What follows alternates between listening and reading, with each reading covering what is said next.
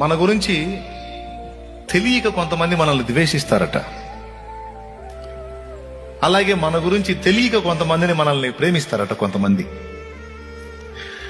మనమేంటో తెలిస్తే మనల్ని ప్రేమించే వాళ్ళు ద్వేషిస్తారు. మనమేంటో తెలిస్తే కొంతమంది మనల్ని తెలియక ద్వేషిస్తున్నారు చూడు, వాళ్ళకి మనమేందో తెలిస్తే వాళ్ళు మనల్ని ప్రేమిస్తారట. నేను చెప్పింది ఏమైనా అర్థమైందా మీకు?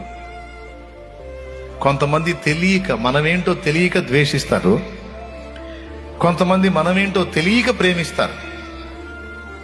మనల్ని ప్రేమించే వాళ్ళకి మనమేంటో తెలిస్తే ద్వేషించవచ్చు, అలాగే మనల్ని ద్వేషించే వాళ్ళకి మనమేంటో తెలిస్తే ప్రేమించవచ్చు. తెలియక పాపం ద్వేషించేవాడు ద్వేషిస్తున్నాడు, ప్రేమించేవాడు ప్రేమిస్తున్నాడు. కానీ 100కు 100% మనమేంటో తెలిసి కూడా, మనం ఎంత అసహ్యులమో బలహీనమో తెలిసి కూడా మనల్ని